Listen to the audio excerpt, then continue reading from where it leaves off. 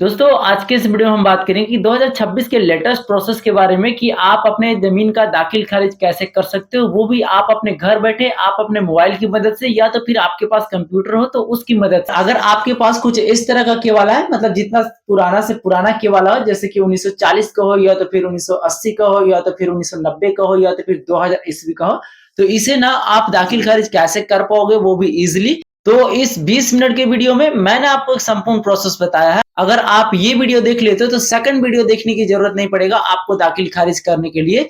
तो वीडियो को आपको लास्ट तक जरूर देखना है। वीडियो अगर आपको जरा सा भी पसंद आए तो वीडियो को अपने दोस्तों में जरूर शेयर करिएगा। और आपने अभी तक हमारे चैनल को सब्सक्राइब नहीं किया तो चैनल को सब्सक्राइब जरूर कर लीजिएगा। बेल आइकन को भी जरूर प्रेस करिएगा कि आने वाला हर एक वीडियो के नोटिफिकेशन आप पे सबसे पहले पहुंचे। तो दाखिल खारिज का आवेदन करने के लिए हम लोग चलते हैं अपने कंप्यूटर के स्क्रीन पे। आपके पास मोबाइल है तो भी आप सेम तरीके से अप्लाई कर सकते हैं। इसे ऑनलाइन करने के लिए आपको आ जाना है इस वेबसाइट पे। इसका लिंक मेरे वीडियो के डिस्क्रिप्शन बॉक्स में मिल जाएगा, डायरेक्ट आप यहाँ पे आ सकते हैं। जैसे आप यहाँ पे आएंगे ना तो आपके सामने कुछ इस प्रकार का पॉपअप आएगा। इससे क्या करना है, आपको नीचे स्क्रॉल करना है और बंद करे वाले ऑप्शन पे आपको क्लिक करना है। कि दाखिल खारिज को करने के लिए ना सबसे पहले आपको एक लॉगिन आईडी क्रिएट करना होगा। तो लॉगिन आईडी क्रिएट करने के लिए यहाँ पे आपको एक ऑप्शन मिल जाता है नागरिक लॉगिन का, इस वाले ऑप्शन पे आपको क्लिक करना है। तो सेकंड पेज आपके सामने खुल करके आएगा जो कि इस प्रकार से होगा।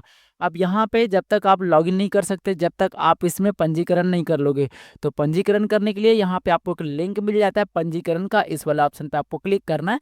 आपके सामने यूजर रजिस्ट्रेशन का डैशबोर्ड खुल करके आ जाएगा। तो आप अपना व्यक्तिगत जानकारी यहाँ पे फिल करेंगे, जैसे आप कैंडिडेट का नेम यहाँ पे फिल करेंगे, उनका डेट ऑफ बर्थ, उनके आधार के अकॉर्डिंग, उनका जेंडर आपको बताना है, उनका श्रेणी आपको बताना है, आधार नंबर आपको बताना है, आपका मोबाइल नंबर बताना है। लेकिन जो आप अल्टरनेट मोबाइल नंबर दोगे ना, उसका वैकल्पिक मोबाइल नंबर का धारक के संबंध आपको बताना है कि अल्टरनेट मोबाइल नंबर जो आपने डाला वो किनका है। जैसे यहाँ पे आपको क्लिक करना है। अब जिनका भी होगा, जैसे पापा मम्मी या किन्हीं का भी होगा, आप यहाँ से सिलेक्शन कर लेंगे। उसके बाद आपको एक ईमेल आईडी यहाँ पे फिल करना है और यहाँ पे आपको पता का विवरण देना है।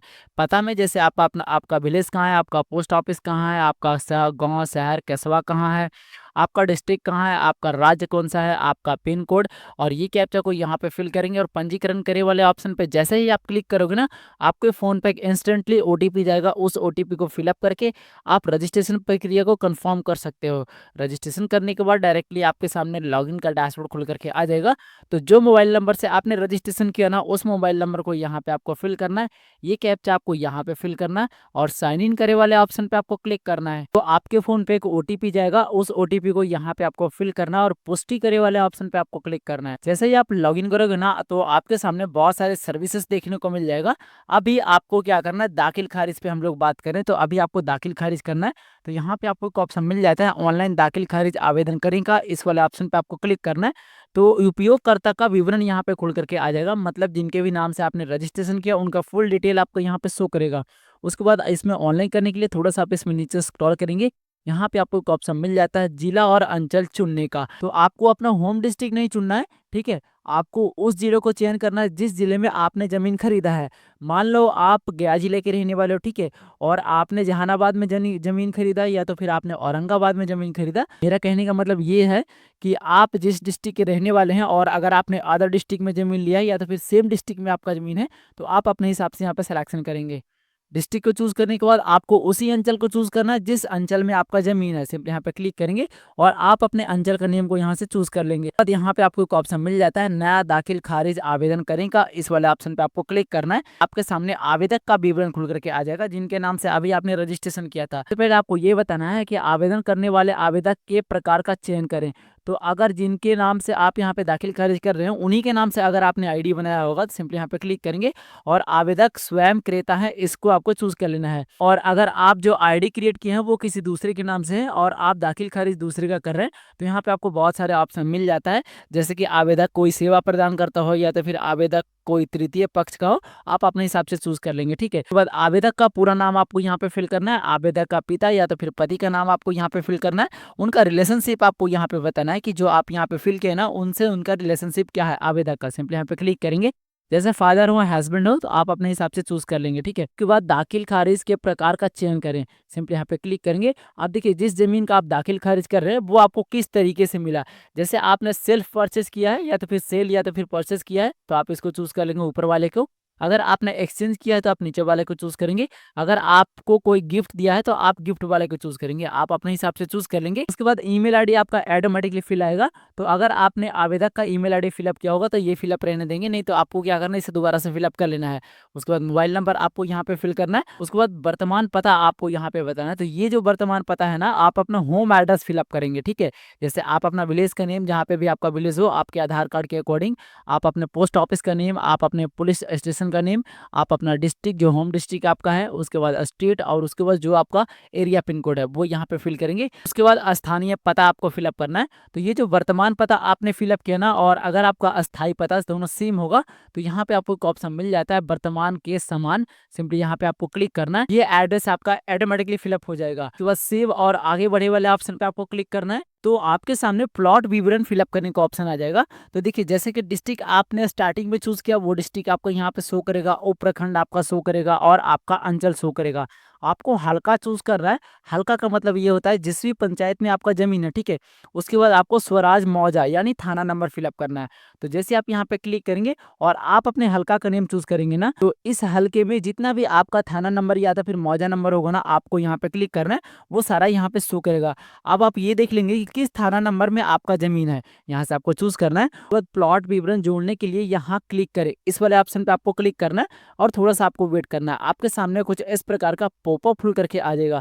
तो देखिए, दाखिल खारिज करने में सबसे ज्यादा इंपॉर्टेंट चीज यही होता है कि यहाँ पे आपसे क्या पूछा जा रहा है, क्या विक्रेता स्वयं जमाबंदीदार है। इसका जो कहने का मतलब है ना, कि जिससे भी आपने जमीन लिया है, क्या उसी के नाम पे जमीन ऐड है। तो सिंपली आपको यस को चूज करना होगा अगर उसी के नाम पे होगा तो। और अगर उनके पिताजी या तो फिर उनके दादाजी या तो फिर उनके दादी जी के नाम पे जमीन है, तो आपको नो को चूज करना है, ठीक है। क्या प्रसरगत भूमि का एक से अधिक हिस्सेदार है। तो अगर एक से अधिक हिस्सेदार होगा तो आपको यस को चूज करना है। और यहाँ पे आपको एक ऑप्शन मिल जाता है, क्या भूमि संयुक्त खाते की है। तो अगर आपका जो भूमि है वो संयुक्त खाते का होगा तो आपको यस को चूज करना है। उसके बाद आपको प्लॉट विवरण यहाँ पे फिल करना है, ठीक है। और अगर जो विक्रेता है उसके ही नाम से जमाबंदी है, सिंपली आपको यस को चूज कर लेना है। जैसे आप यस को चूज करेंगे ना, आपके सामने कुछ इस प्रकार का डैशबोर्ड खुल करके आ जाएगा। तो यहाँ पे ना आपको दो तरीके से जमीन को सर्च करने को देखने को मिलेगा। एक तो भाग और पृष्ठ संख्या से आप सर्च कर सकते हैं, और दूसरा कंप्यूटराइजेशन जमाबंदी संख्या से भी आप सर्च कर सकते हैं। तो नॉर्मली फ्रेंड्स, मैं आपको बताता हूँ कि भाग संख्या और पृष्ठ संख्या से आप कैसे सर्च करोगे।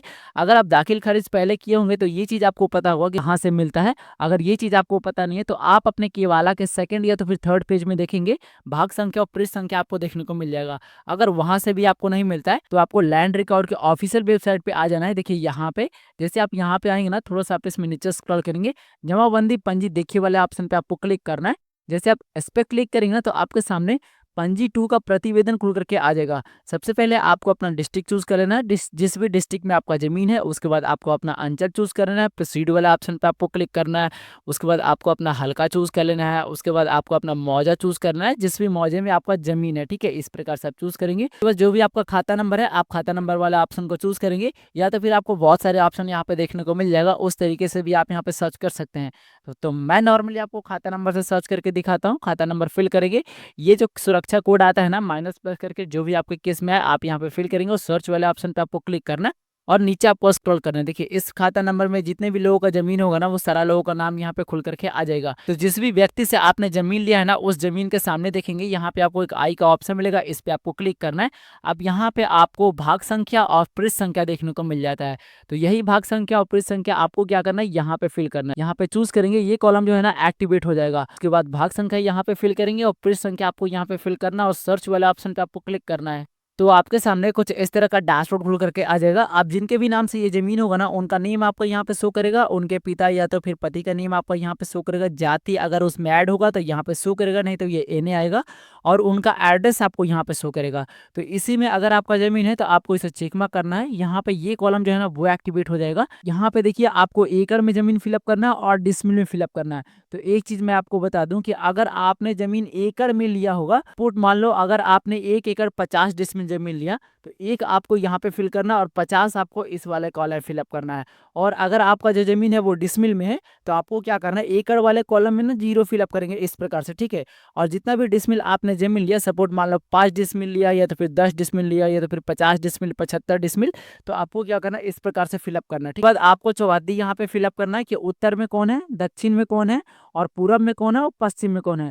तो ये चीज़ आप अपने केवाला के अकॉर्डिंग ही फिलअप करेंगे। अगर आपने थोड़ा-सा भी मिस्टेक किया तो आपका जो है ना दाखिल खारिज रिजेक्ट भी हो सकता है। तो आप बिल्कुल सही तरीके से इस कॉलम को आप फिलअप करेंगे। और अगर आपको चौहद्दी का नाम हिंदी में लिखना है तो आपको क्या करना है, गूगल टूल का हेल्प लेना है। तो आपको गूगल का सेकंड पेज ओपन करना है, गूगल इनपुट टूल आपको टाइप करना है, कुछ इस प्रकार का पेज खुल करके आ जाएगा। यहाँ पे आपको इंग्लिश की जगह हिंदी को चूज करना है। पहले आप अपना हिंदी यहाँ पे लिख लेंगे, उसके बाद इसे कंट्रोल+A से सेलेक्ट करेंगे, कंट्रोल+C से कॉपी करेंगे, वापस से आप अपने पेज पे आएंगे और यहाँ पे क्लिक करके इसे कंट्रोल+V से पेस्ट कर देंगे। यहाँ पे ये नाम पेस्ट हो जाएगा। उसके बाद पश्चिम वाले नाम फिलअप करेंगे। चौहद्दी फिलअप करने के बाद यहाँ पे आपको एक ऑप्शन मिल जाता है, क्या उपरांत जमाबंदी से जमीन का दाखिल खारिज होना है।